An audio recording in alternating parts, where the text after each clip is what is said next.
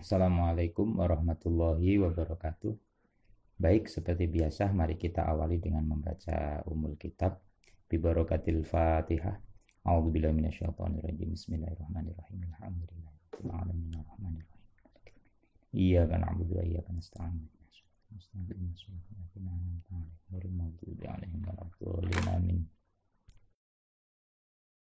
Lanjutkan pembahasan ilmu waris kita. Ya, pembahasan kita kali ini adalah tentang al-khunsa al-muskil. Jadi khunsa itu adalah orang yang berkelamin ganda, muskil itu yang sulit dideteksi atau janggal karena tidak diketahui dia statusnya lelaki atau perempuan. Sebenarnya dalam fikih tidak hanya membahas kewarisan, tapi dalam berbagai masalah hukum juga khunsa muskil ini menjadi pembahasan yang agak rumit, seperti bagaimana dia harus sholat, apakah cenderung ke perempuan atau ke lelaki, dan seterusnya. Dalam fikih dibahas hukum bagaimana khunsa itu apakah dihukumi lelaki atau perempuan. Di sini yang nomor 1 dihukumi lelaki, jadi khunsa muskil dihukumi lelaki ketika mengeluarkan air kencing atau sperma dari kelamin lelakinya. Nah, begitu juga sebaliknya, kalau dia kencing mengeluarkan sperma atau head dari kelamin perempuannya, berarti dia dihukumi perempuan.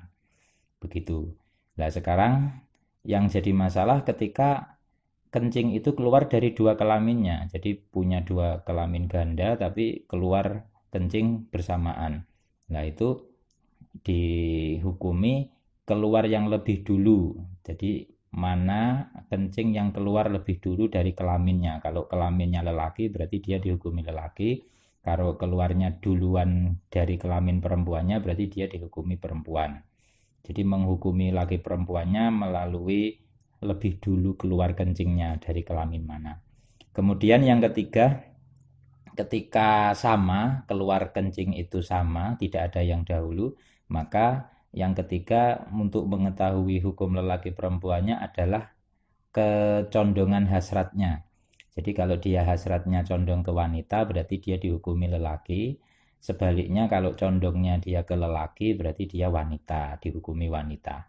Nah, terus sekarang yang repot semuanya sama. Jadi kencing dari dua kelaminnya sama, hasratnya dengan lelaki dan perempuan sama. Nah, yang terakhir adalah kita cari mana yang lebih dominan. Jadi hasratnya itu dominan ke perempuan atau ke lelaki. Kalau hasratnya dominan ke perempuan berarti dia dihukumi laki-laki. Dan sebaliknya. Jadi begitu cara menghukumi status gender dari khunsa muskil. Terus kita lanjut bagaimana tentang hukum warisnya. Nah, di sini langsung saja, khunsa muskil itu ada beberapa cara yang agak rumit dan berbeda dengan waris seperti biasa. Cara penyelesaiannya yang pertama dilakukan penyelesaian dua tahap, jadi dua tahap penghitungan. Tahap yang pertama adalah mengandaikannya sebagai lelaki. Jadi nanti kalau dianggap lelaki bagaimana. Kemudian yang tahap kedua mengandaikannya sebagai perempuan. Nah, jadi dari dua pengandaian nanti hasilnya berapa kita gabungkan. Nah, ini nomor 2, membandingkan kedua asal masalah. Jadi asal masalah dari pengandaian laki-laki dan asal masalah dari pengandaian perempuan nanti kita gabungkan.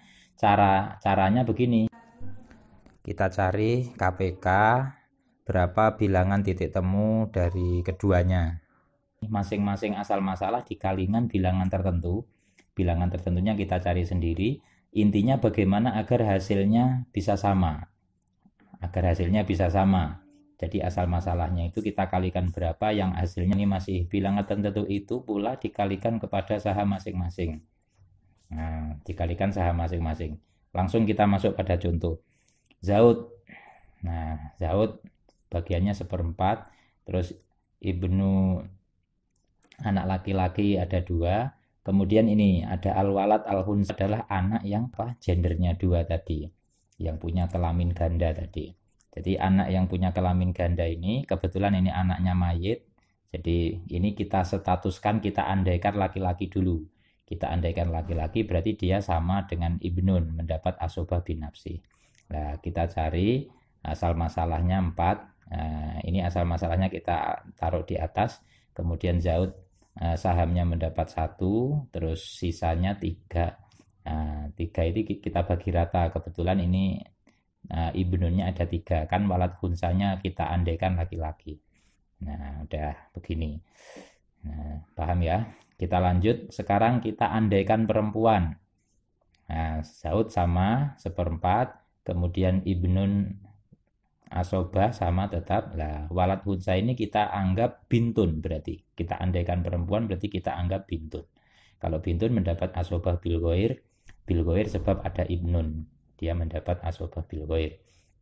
Terus asal masalahnya 4 sama, Zaud bagiannya 1 dan sisa 3. 3 ini kita bagi, nah ini terjadi pecahan ini.